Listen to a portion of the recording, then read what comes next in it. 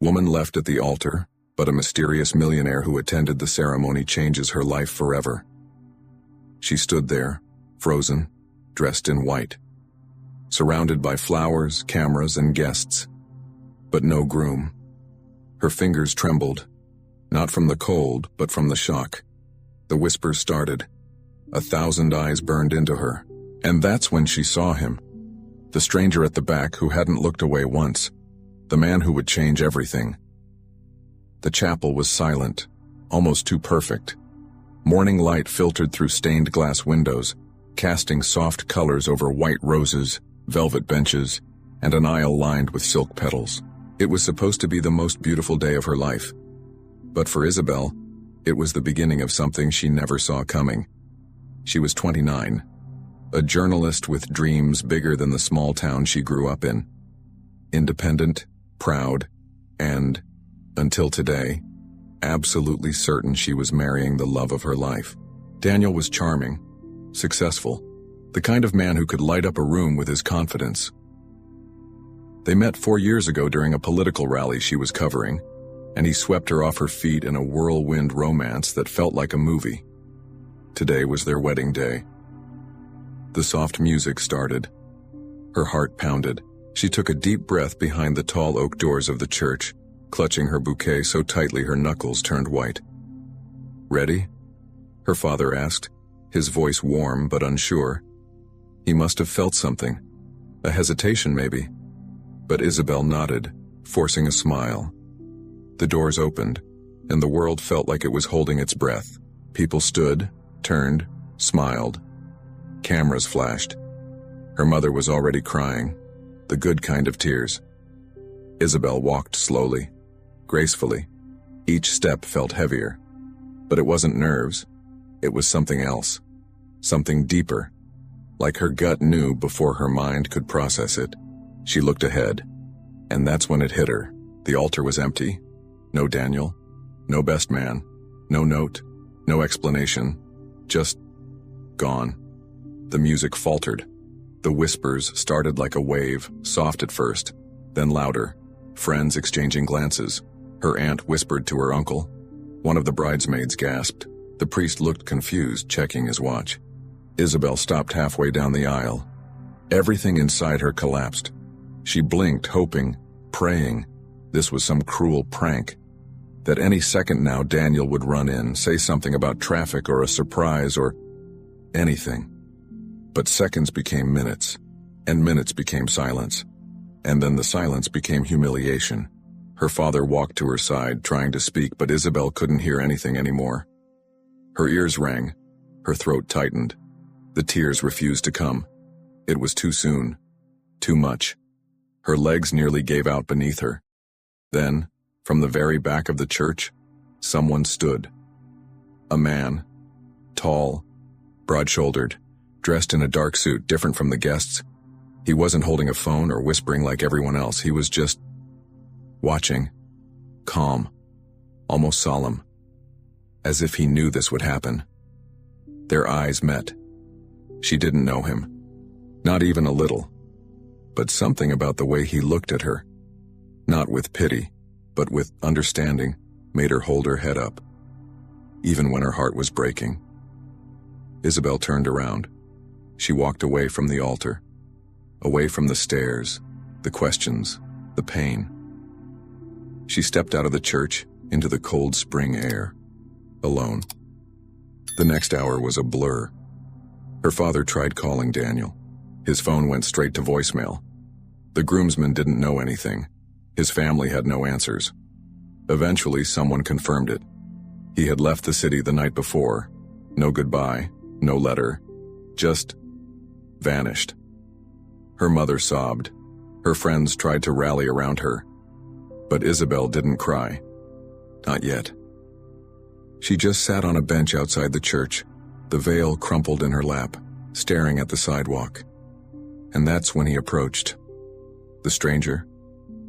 He didn't say a word at first, just stood beside her, hands in his pockets.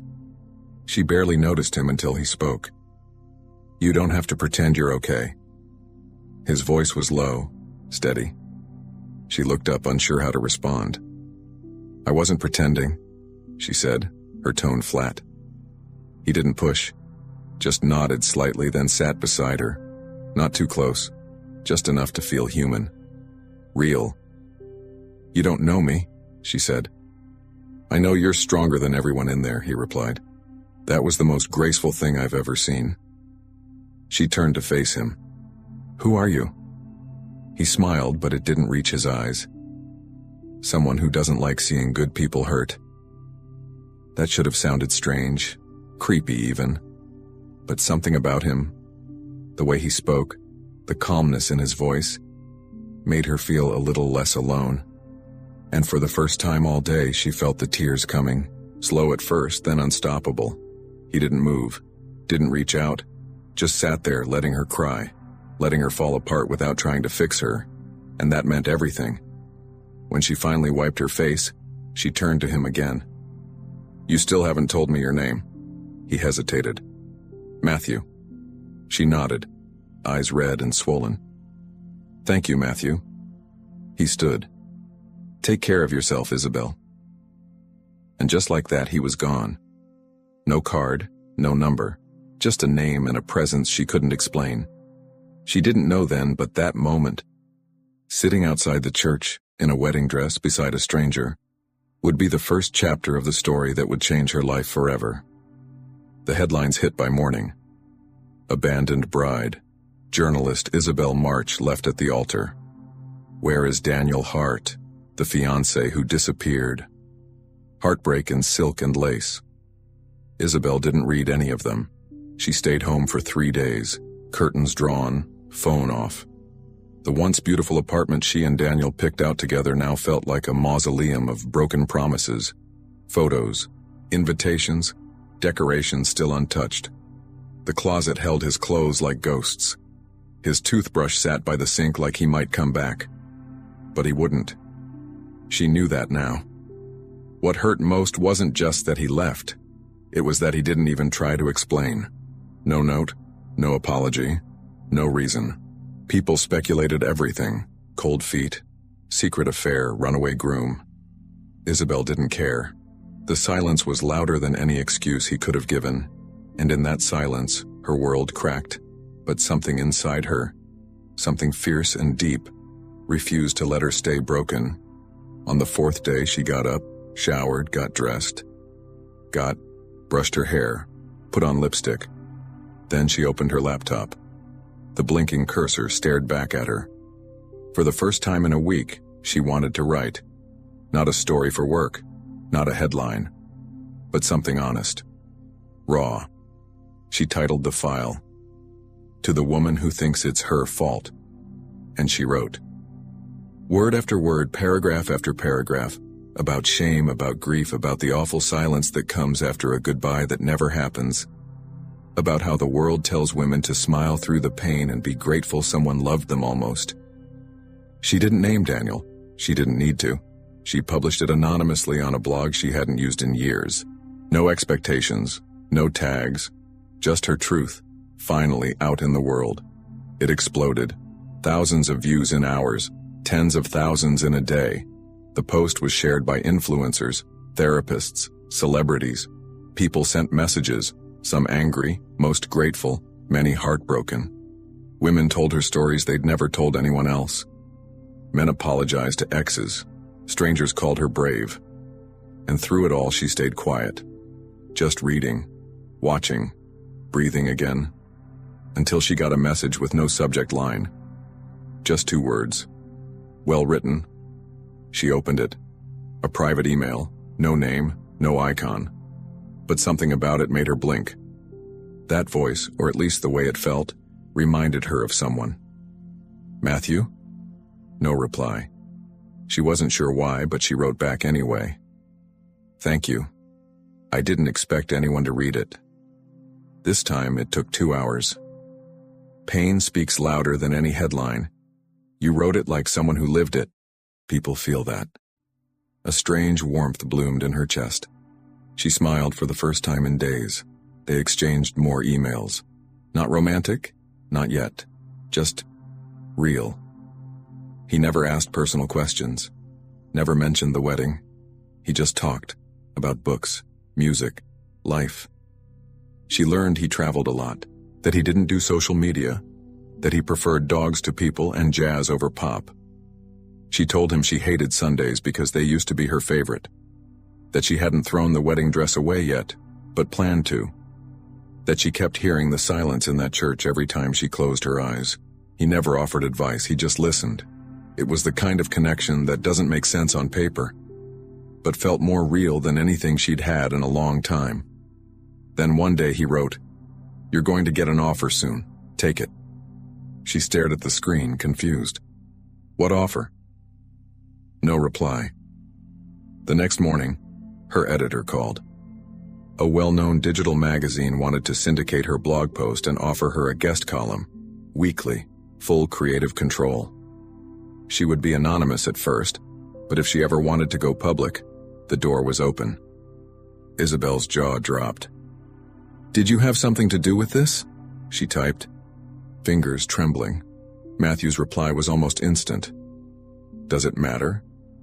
She laughed, out loud. She hadn't laughed like that in weeks, maybe months. She didn't know who he really was, or what he wanted, but something in her heart told her, he sees you, and he believes in you, and that matters. Still, curiosity grew like a splinter she couldn't pull out. So one night she wrote, "Why were you at my wedding, Matthew? You said you don't like seeing good people hurt, but that doesn't explain why you were there." He didn't reply for 2 days. Then, at 2:34 a.m., she got a message. "I'll tell you, but not over email. Let's meet." Her breath caught. The message had a location, a time, tonight. A small, cozy restaurant by the river, the kind she loved. She hadn't told him that. Her heart pounded as she typed, "Okay." The city was quieter at night. Isabel stood across the street from the restaurant, wrapped in a long beige coat, heart racing, the kind of nerves she hadn't felt in years, not first date nerves, no. Something deeper. A sense that whatever was about to happen might matter more than she was ready for. She almost turned around, twice. But then she saw him, through the window, in a corner booth, facing the door like he'd been waiting for hours, even though she was 10 minutes early. Matthew looked exactly like she remembered, calm, unbothered, like life never rushed him. Black button-up shirt, sleeves rolled, no tie. The same steady gaze that had once held her together outside a broken ceremony. She stepped inside. He stood up. No handshake, no awkward hug, just a small nod, and that quiet, unreadable smile. "You came," he said. "You knew I would." He didn't deny it. They sat, ordered wine. For a moment, neither of them spoke.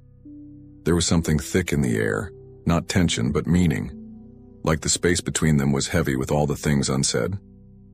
"So," she began, fingers lightly tapping the glass, "you said you'd tell me why you were at my wedding."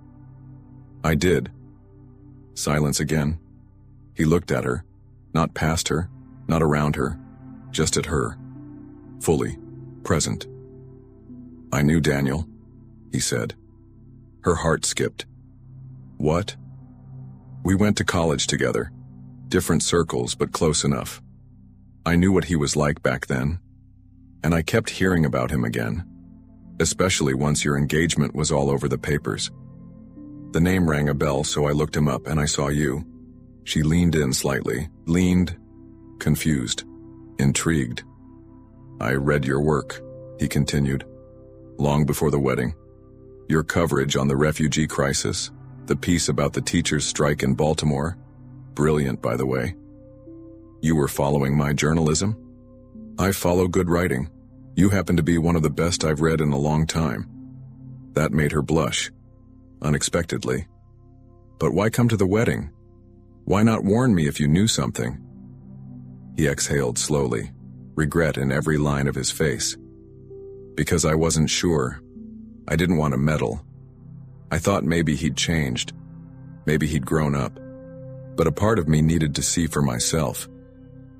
And when he didn't show, I hated being right." The words hit like a wave, All this time, she'd thought Matthew was just a stranger with good timing. But he wasn't. He had been watching from a distance. Not out of obsession, but concern. Quiet concern. The kind that doesn't demand credit. The kind that just wants you to be okay. "I don't know if that's sweet or terrifying," she said, half joking. "Probably both," he replied, smiling for real this time. "But I swear I never had bad intentions. I just couldn't ignore it." She stared at her wine, swirling it slowly. "Everyone else left after the disaster. Even my friends couldn't look me in the eye, but you stayed." He shrugged lightly. "I've seen people leave when it's hard.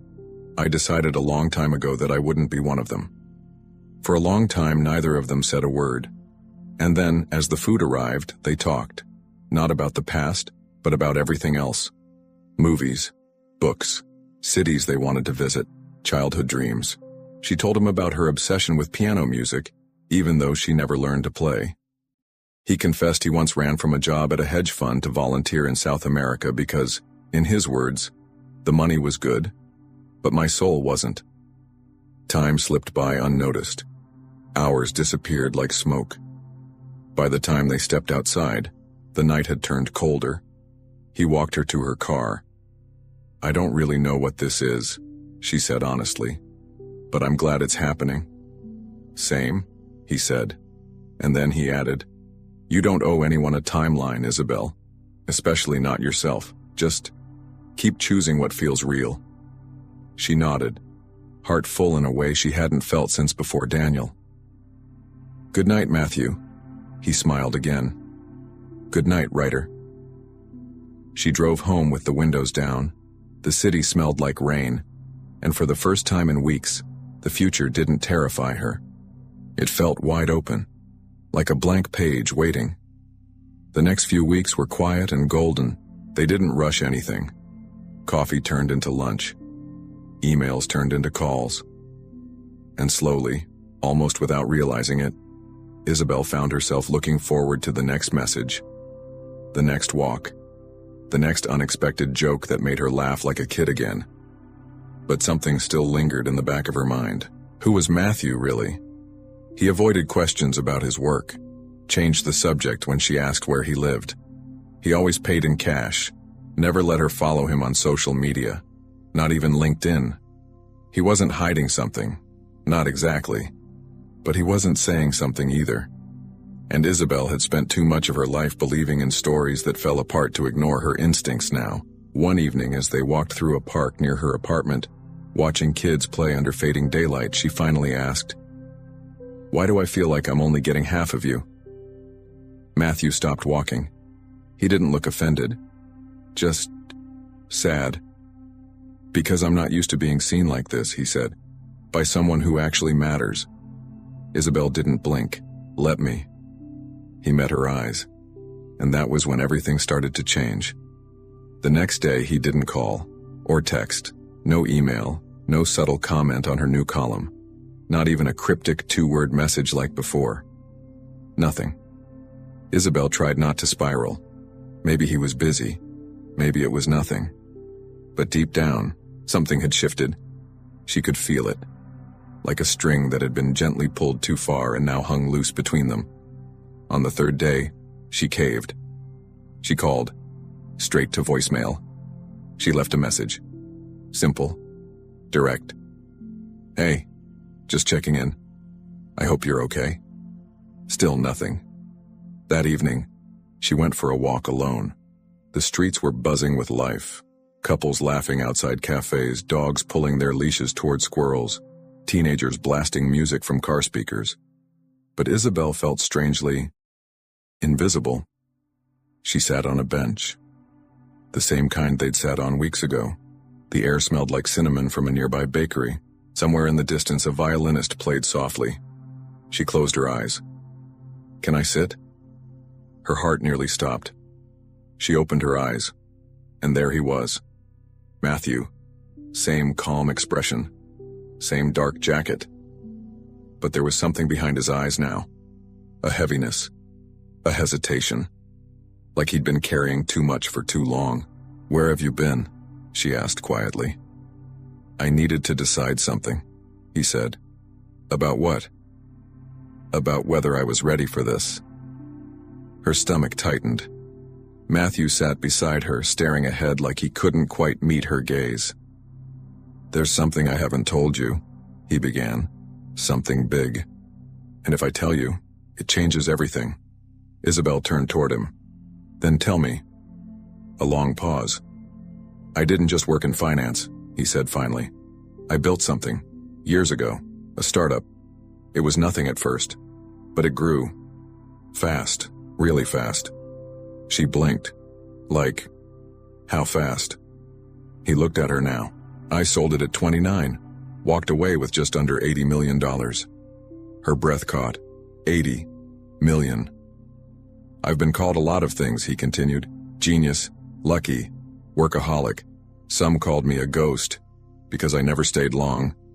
After I sold the company, I disappeared from that world, traveled, gave a lot of it away, hid from the rest. I hated what success turned me into." Isabel just sat there, speechless. "Money makes people weird," he said. "Friends changed, family treated me like a wallet, and every woman I met, they saw the number before they saw me." She finally found her voice. "But I didn't." "I know. That's why I kept it from you. I needed to know if what we had was real." She looked down at her hands. It wasn't anger she felt. It was confusion. This man who had been so open emotionally, the one who'd seen her pain and never looked away, had been hiding a huge part of his life. "Do you trust me?" she asked softly. "With everything," he said without blinking. "Then don't ever lie to me again." Matthew nodded, quiet, grateful. "I never wanted to lie. I just didn't want the money to be what defined me, or us." She stood. He looked up, unsure what she was about to do. She held out her hand. "Then let me know the real you, all of it. Not the curated version, not the one who shows up like a hero and vanishes. I want the whole mess, Matthew, just like you've seen mine." For a second he just stared at her, like he wasn't used to being chosen without conditions. Then he stood and took her hand. And in that moment something cracked open between them. Not love yet, not exactly, but possibility. Real, tangible, terrifying possibility. That night, they talked until 3 a.m. He told her about the first check he wrote to a school in Detroit that had no textbooks, about the foundation he started under a different name, about the times he bought an entire shelter new blankets just because he could, but also about the loneliness, the way he stopped trusting people, the panic attacks, the guilt for wanting more even when he had everything. And Isabel listened. No judgment, just quiet understanding.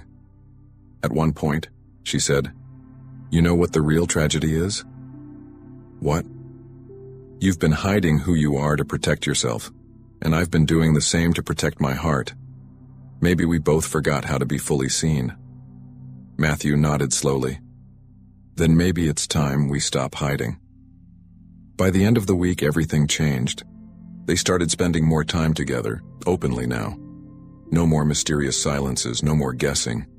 They cooked dinner in her apartment, took long walks, argued about books, made fun of bad movies. But more than anything, they healed. Not by fixing each other, but by showing up. There were moments, of course, when it all felt fragile, like glass. But love, real love, isn't about avoiding pain. It's about being brave enough to keep choosing someone, even on the days when you're afraid. And Isabel was choosing him. And for the first time in a long time, he was letting himself be chosen. It started as an ordinary morning. Sunlight poured through the blinds of Isabel's apartment. The smell of coffee lingered in the air. Matthew was in the kitchen, humming an old jazz tune while slicing strawberries. Isabel sat on the couch, wrapped in one of his sweaters, scrolling through old emails for an article she was writing. Then she saw it. A subject line she didn't recognize. To Isabel, in case you ever need the truth. It was from Daniel. Dated 2 days after the wedding. Her heart stopped. She didn't want to open it. She really didn't. Everything inside her screamed to delete it, pretend it never appeared. But her fingers clicked before her mind caught up. The email was long, too long, but every word felt like a match thrown on gasoline. I wasn't ready. I thought I was, but I'm not the man you think I am, and I couldn't let you find out after we were already married. You deserve someone who actually knows how to love. I never did. I never even tried. There's another reason, too, and it's one I couldn't bring myself to say out loud. His name is Matthew Callahan.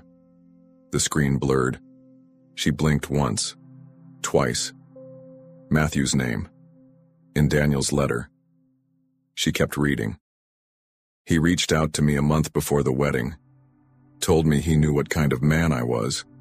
I thought he was bluffing at first. Some jealous ex or rich stalker, but he knew everything. The lies, the cheating, the girl in Atlanta, the gambling, everything I'd hidden. He told me if I truly cared about you, I'd walk away, and he was right. I wanted to hate him. I tried. But in the end, he was the only person thinking about you. Isabel couldn't breathe. She looked up, eyes wild, mouth open, and saw Matthew walking in with 2 cups of coffee and the kindest smile in the world. It shattered her. You knew, she said, voice shaking. You made him leave me. Matthew froze. The color drained from his face. You weren't supposed to see that, he said softly. Her hands clenched the laptop. I can't believe this. I thought you stayed by accident. I thought you were there for me. But this was calculated. It wasn't, he began. Don't lie to me, Matthew, she snapped, tears already rising. You manipulated my life, my future. You decided what was best for me without even telling me. I was protecting you. You were controlling me. Those words landed like bullets. Matthew stepped back, pain etched in every line of his face. I didn't tell you because I knew how it would sound. Like I was trying to be some savior. Like I wanted you to owe me. She laughed, bitter and broken. Isn't that exactly what you did? No, he said, firmer now. I didn't do it so you'd fall in love with me. I did it because I saw the way you looked at him, and I knew he was going to ruin you. Her voice dropped to a whisper. And maybe I needed to be ruined first. That broke him. Completely. I'm sorry, he said. I really thought I was helping, but maybe I was just selfish. She turned away. She couldn't look at him anymore. I need time, she whispered. I'll wait, he said. And then, after a long, shaky breath, he added, even if it's forever. And then he was gone. The days that followed were a storm of silence. She didn't write, didn't eat much, didn't leave the house.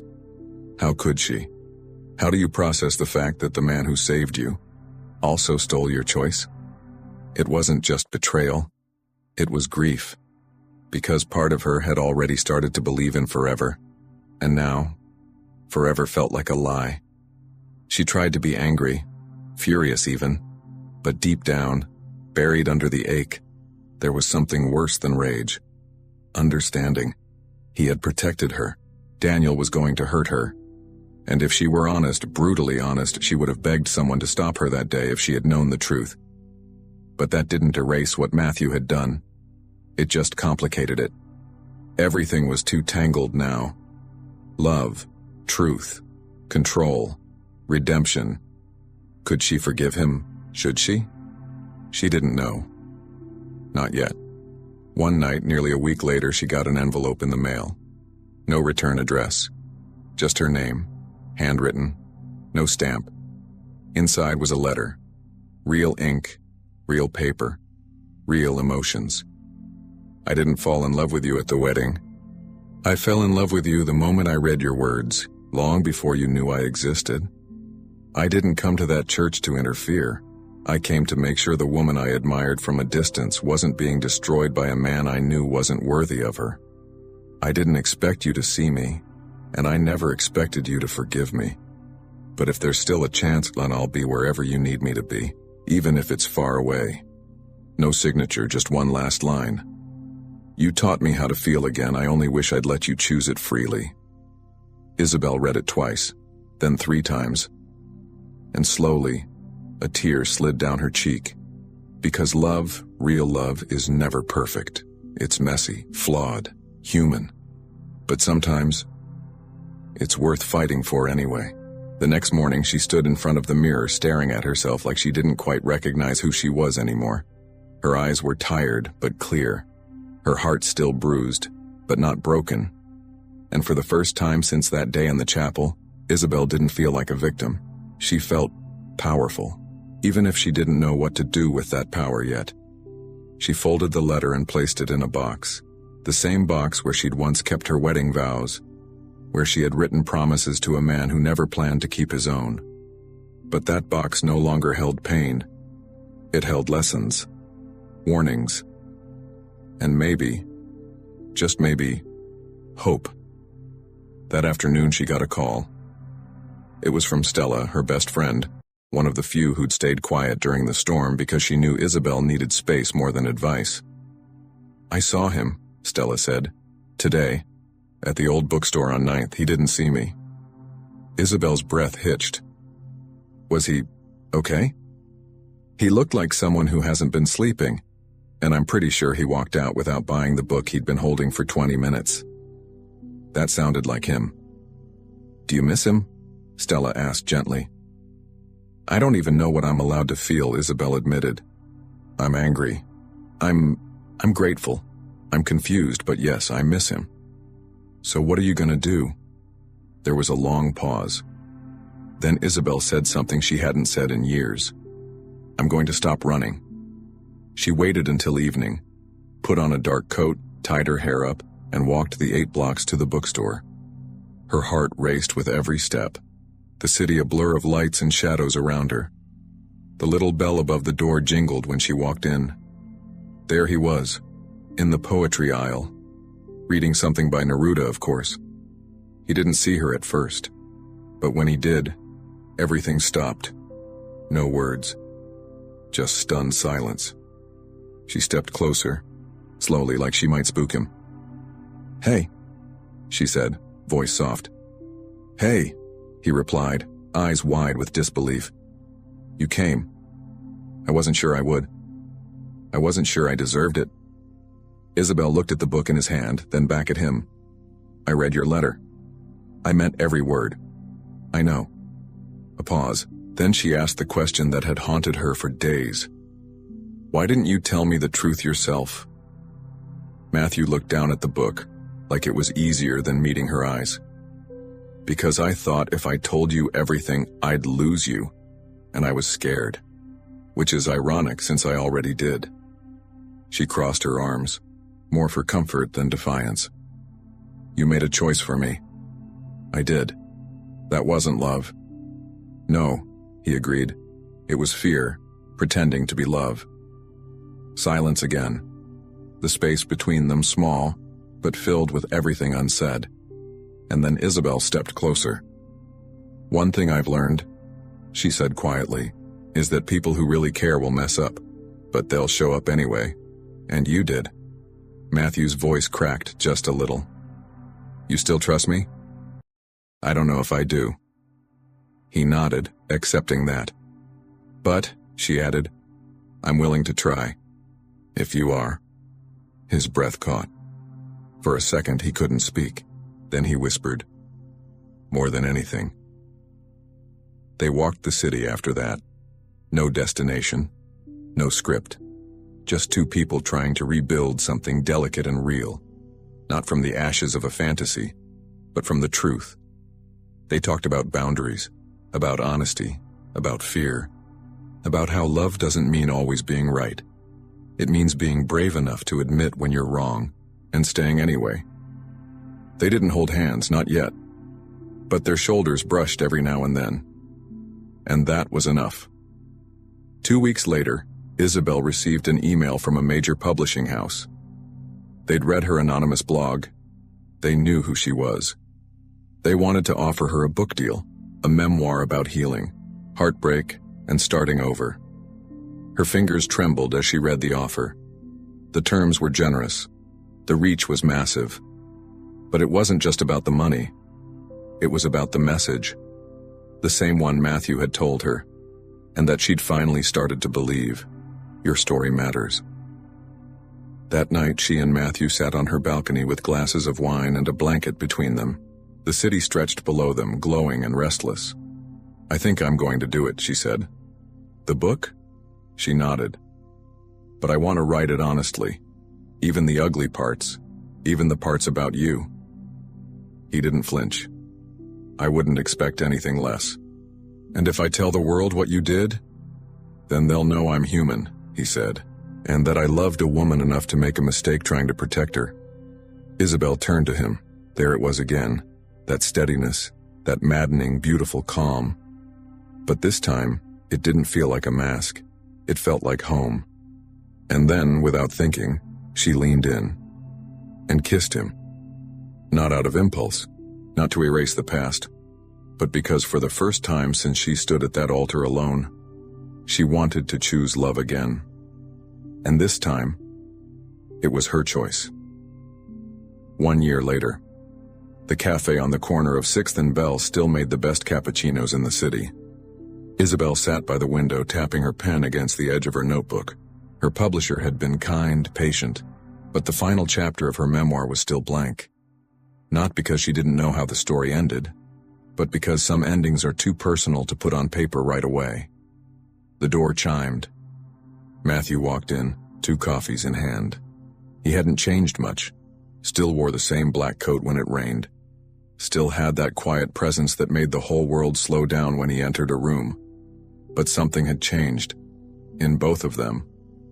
They were no longer running, no longer hiding, no longer afraid of the truth, theirs or each other's. She smiled as he sat down. You're late, she teased. He held up the drinks. Worth the wait. She reached for her cup, fingers brushing his. That simple touch still lit sparks beneath her skin. I got the first copy, she said, pulling a small hardcover book from her bag and placing it on the table. On the cover, in elegant gold lettering, was the title, Almost Married, a true story about what happens after I don't. He ran his fingers over the title. You really did it. We did, she corrected. He looked up, eyes soft. You okay with the world knowing everything? She shrugged. It's not everything. The world gets the story. I get you. And just like that, he reached into his pocket.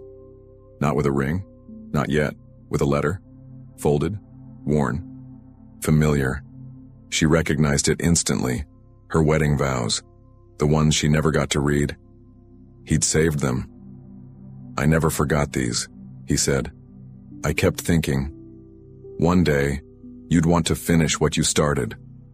Her eyes shimmered, but she didn't cry. She unfolded the paper slowly, her own handwriting staring back at her. It hurt, but in the best way, like reopening a healed wound just to remember how far she'd come. I don't want to read these anymore, she whispered. His face fell slightly, unsure. Because I want to write new ones. For you. For us. That's when he pulled out the second thing from his pocket. A ring. Simple. Elegant. Timeless. He didn't kneel. He didn't make a scene. He just held it out and said the words in the only way that felt real for them. No lies. No secrets. No running. Just me. Choosing you. Again and again. Will you marry me? And this time, standing in a quiet cafe with a pen in her hand and her story in the world, Isabel said yes. The ceremony wasn't in a church, it was in a garden.